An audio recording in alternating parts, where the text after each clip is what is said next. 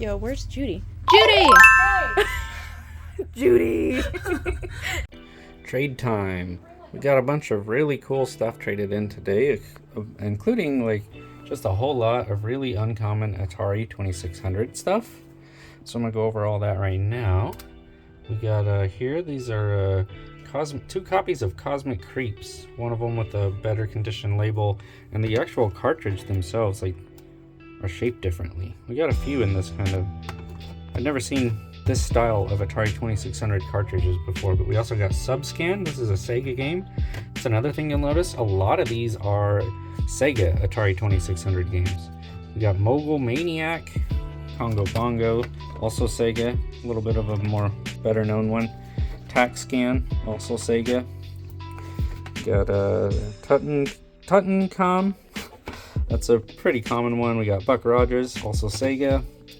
All of these ones here are, anywhere from like $5 to $15 each. But then over here we've got some kind of more expensive, some kind of crazy ones. We got a Star Gunner here. This one's really cool. Let's see. This is a Sega one, up and down, with a really cool like car on it. Looks, not the obvious thing to compare it to would be like Roger Rabbit. This is Tomark the Barbarian, an oddly shaped cartridge as well. Ramit, another pretty expensive one. But yeah, these two were like $60, $70. We also got Tapper. This is also a Sega one. It says it right up top there.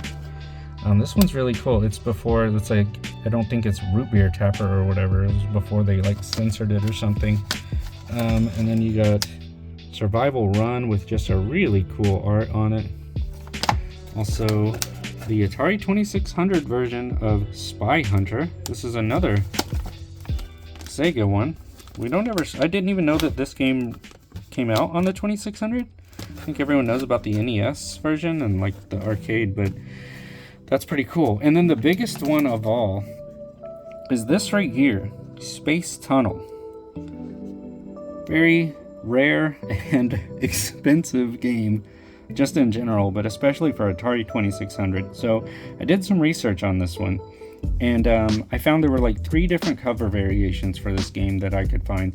This one is, I think, by far the coolest one, but there are at least 2 others. One of them I think is like a Canadian cover or PAL cover, and then there was one other one that was like maybe a more standard one. But this one here has art cover, or has art from a famous science fiction artist named David Foss. He worked with like David Lynch on the Dune movie, a bunch of other things, but this one's just really, really cool with all that art. And if you look up like on eBay or anything else, like when I was looking, there was only one currently available for sale on eBay, and it was this same price, $250, but it was like the label was absolutely destroyed. And then for something this rare, price charting is pretty unreliable, but price charting was saying like CIB, this was like a $1,700 game, which just sounds absolutely insane. I don't know when or how or where they were getting that information from, but just totally nuts. Really, really cool collector's item. And if you were looking for this, to me, just because of who the artist is on this, I feel like this is the one to get. But there we go, cool games. And then over here we also have some more regular everyday type stuff. We got Silent Hope Special Edition for the Switch, as well as Trinity Trigger. We got the Mario Switch OLED. We got NFL Street 3, NFL Street 2, Gradius 5, good shoot 'em up, and then Donkey Kong Jungle Beat. So that's it for this round of trade-ins. We got this pretty cool PS2 trade in. Title Legends, Metal Slug, Art of Fighting, World Heroes, Anthology, King of Fighters, Fatal Fury, SNK. We got some cool PS4 stuff, kind of uncommon stuff. This Blockbuster exclusive Christmas Outlaws golf game, which is kind of crazy. If you guys like Christmas nights, check that out if you're into Christmas games.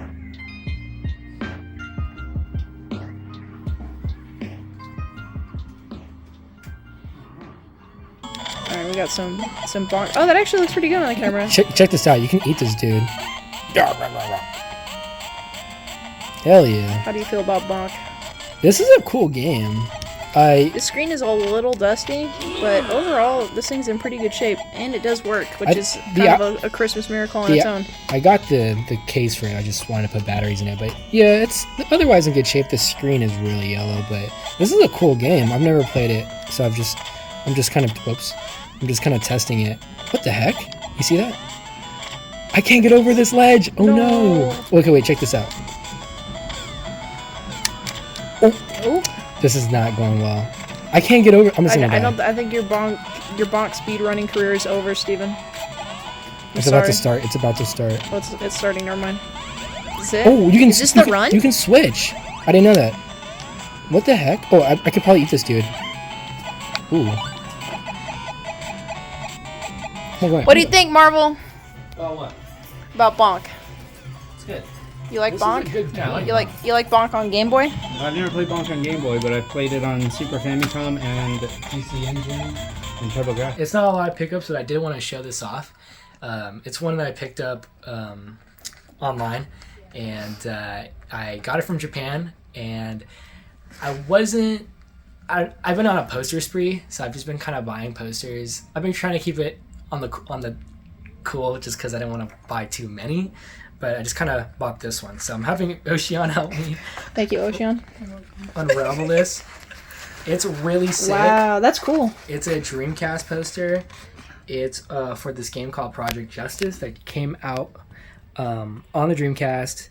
It came out to the States, but I don't know if they ever did a poster like this. There is a sequel on the PlayStation called Rival Schools, which you may know about.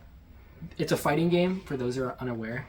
But yeah, usually Dreamcast posters, Saturn posters, I'm pretty much all in for. So to pretty much, have one in really good condition, which is crazy because there was no pictures of this online, but they said the condition of this was kind of worn. But the more I look at it, I'm like, dude, this is a really great condition poster. I was about to say, the JoJo one that I've seen numerous times is almost always torn up. Yeah. So I mean, for this to survive, there's some writing on the back, but I mean, just condition wise, it's a really great poster. It's a cool one too. I'm thinking about having this framed.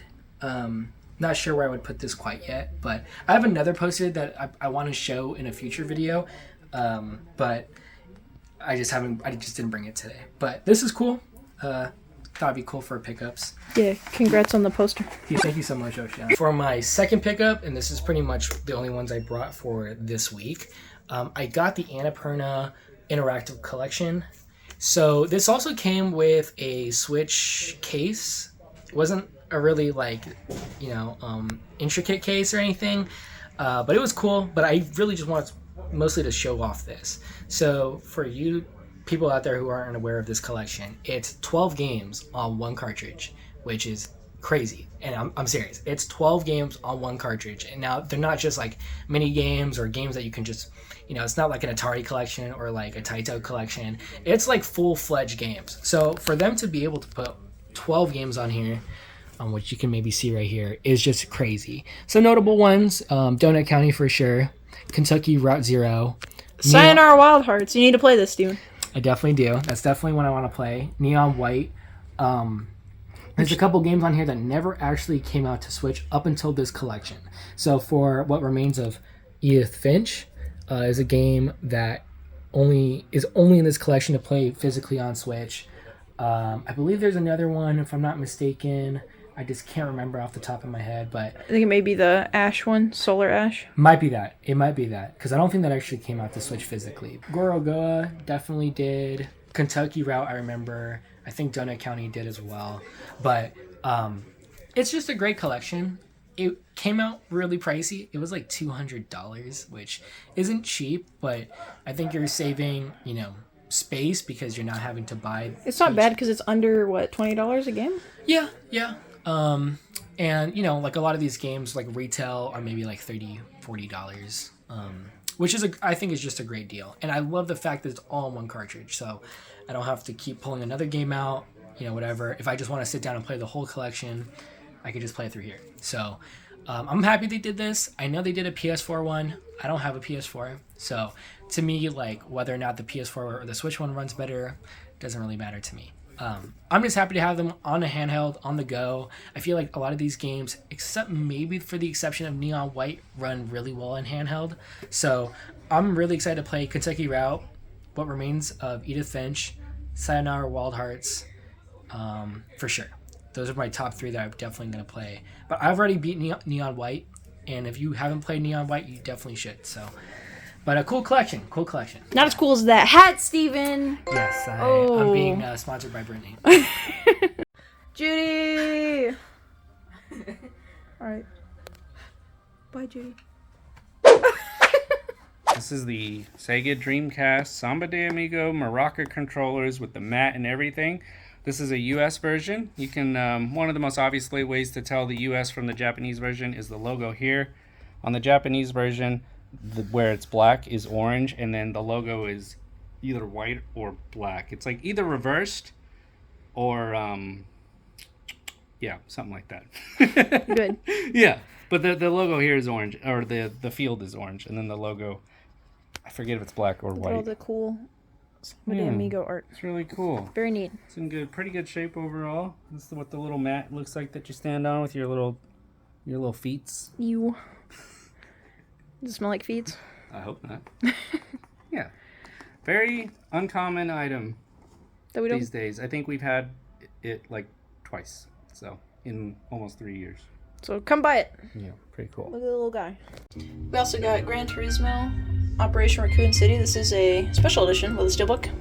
Wii Sports Resort, some Yu-Gi-Oh games, One Piece, this Uncommon Ice Age game, Pokemon Box, Wii Sports, and Crazy Clamor, which is a pretty uncommon Atari game, and the label is in real good shape. We also got a bunch of really, really cool art books. This one is Masami Obari's work, and there's some like mecha stuff in there. We got some Final Fantasy, some King of Fighters. It's very cool. They're all in pretty good shape too. There's like some minor wear, but all of them are in pretty good shape. Another Final Fantasy one. I'm not familiar with this one, but I think there is just some really, really cool art in here too. Let's see. This might have been also King of Fighters. I'm probably gonna have to blur that page out. But we got this really cool big King of Fighters like history guide type thing with this Art of Metal Gear 5 art book, and then we got this bad boy. This is the Art of Metal Gear games 1 through 4, and it comes in this really cool box here. I'm gonna gently turn it because I don't want to damage it. But then it opens here, and there's the 2 books. And they're really pretty. This is not cheap, but if you are a huge fan of Metal Gear, I would definitely pick it up because the art in there is stunning. Art in here is really cool too, but this is 1 through 4, and yeah, looks amazing. My experience shared today is for a game that has pretty much been like a lifelong bucket list kind of game for me to one day go back and play again and beat, and that is Parasite Eve for the original PlayStation. I first played the game when I was, back when it first came out, I was around 12, 13 years old, 1996, 97. And maybe 98, somewhere in there. 11 through 13 is how old I was. But the game completely shook me up as a kid. It kind of frightened me in a lot of ways. It has a lot of scientific realism in it. For those of y'all maybe not familiar with it, just overall, it's basically like an RPG, kind of like Final Fantasy VII, but then it mixes in a lot of elements and themes and things from Resident Evil and Dino Crisis. And for back then, that was pretty nuts, especially for me as a smaller kid. I hadn't played very much Resident Evil, or too many M-rated games to begin with. And this was an M-rated Squaresoft RPG. Not something we really got in the United States at that time. I don't think we had any other M-rated Squaresoft RPGs. I think this was the only one, probably. So it was pretty cool. The whole premise around it that makes it so believable is it dives into some real-life biology and the components, building parts of your cell. One of the ones that it talks about a lot is the mitochondria, which is a real thing. that can actually, it actually in real life is in charge of telling your cells to destroy themselves. Is a process called apoptosis. And whenever I was playing this game and that kind of stuff was coming up, because that's what happens in the game, the main villain in the game is basically, she's kind of a sentient manifestation of human mitochondria, pretty much. And the whole idea is that in reality, in real reality, your cell has all of your genetic makeup in it.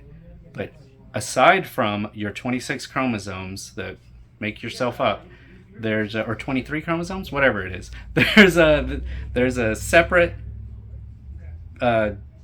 DNA, basically, almost a separate set of genetic material inside of your mitochondria that is totally separate from it. And so the idea of it was that, this was the mitochondria kind of taking over and them becoming the host. And she uses the mitochondria to mutate. She controls them, awakens them, basically kind of mutates the bodies of all other life forms on the planet. She can just melt people, disintegrate them, make them burst into flames, or make them mutate into monsters, things like that. So it's pretty crazy. And the special effects on the animations and everything, when the rats and the dogs and everything else would mutate, was amazing to me as a kid. And I think if they were to ever remake this game, those scenes would be something to behold. I think it could be really cool. Very similar to kind of what you see in Resident Evil, obviously. But part of why I wanted to go back and play this game is because I've always told everyone my whole life that it was one of my all-time favorite PS1 games, one of my favorite PS1 RPGs. And so I never beat it as a kid, though. I made it maybe 2/3 of the way through. And I've always wanted to go back to it to really be able to 100% stand behind that endorsement from today's standpoint when telling someone to play it now, today, to see how well it holds up.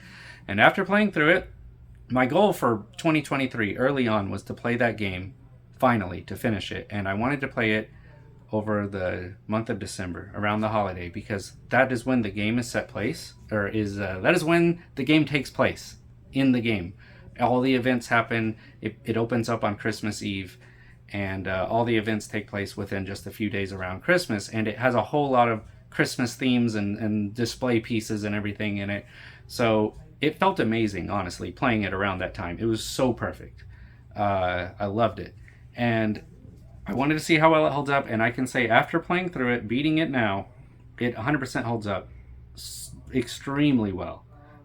I think playing through it now almost makes it feel even more like a treasured thing, because there's just not other games like it. And I really like the combat of it. I loved it as a kid, and it holds up really well now. There's all different kinds of weapons that you can get in the game, and the game has like a turn-based combat system, but you also can move around freely around the battlefield while the combat is taking place. And you might have 4 or 5 enemies on the field, and you're having to move around and dodge around them. And you'll see their attacks coming out, and you can dodge out of the way of them while you're waiting for your turn to come up.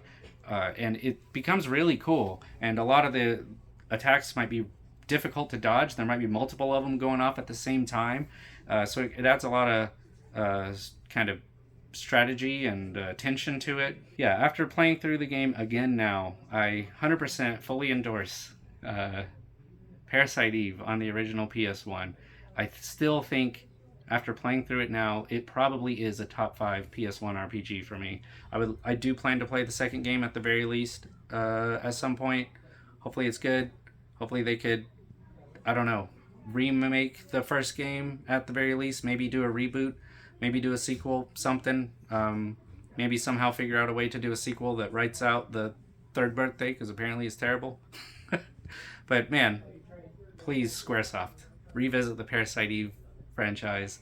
Give us some more Parasite Eve. We need it. The time is now. Take a page out of Sega's book, what they're doing now. So, it took me a minute to get the tape cut because we couldn't find a cutting device, and I was also trying to take it off cleanly. But it works. It did work. It looks good. Oh, dang. Wow. It looks clean. That is really cool. I like how slick it is. Yeah. Ooh. Yo, a snack. Yum. That's my favorite part. Oh, that patch. That Yeah. steelbook is really nice. Yeah. That looks super tight. Oh yes. Wow. Wow. Oh, like- yes, I believe it should. Wow. Oh, and it has the game in it. Oh, I'm an idiot. I don't know. I don't usually buy collector's editions if they're digital. Really? Yeah. Cool. That is a pack of replica trading cards from the game. Oh, that's pretty sick. I really like these. Little pins. Yeah. Oh, this is your earring. It is. Yeah. Oh, I don't know if it's like shoot. Is it this one? What's the other one? Wow. Put this Wow. in my ear. You can. I mean, you can. Alright, I'm not gonna open these. I'm trading gonna cards. take this for later. No, it's my snack. It's my snack. Cool. This is a weird one. Yeah, I don't like it. I'm just gonna put it in there. It's like an icy hot. Since it came with it. Wow. Okay. Winners live forever edition. Very good, Brittany. Thank you. Yeah. We got. Hey! No having fun at work. I'm sorry. None. Hey, Steven, that's a cool hat, Steven. Oh, Marvel, let me see that hat. There were a couple of No. Sega CDs. Hey, stop being distracted. Let me see that hat. What day is it today? Happy Last of Us Day, Marvel. It's January 19th. Happy Last of Us Day, Marvel. 2023. Happy Last of Us Day, Marvel. Happy Last of Us Day. Isn't that a little bit of like a misnomer? Happy Last of Us Day, Marvel. No, an oxymoron. Is that what that is? Yeah. Who are you calling moron? That's probably the word.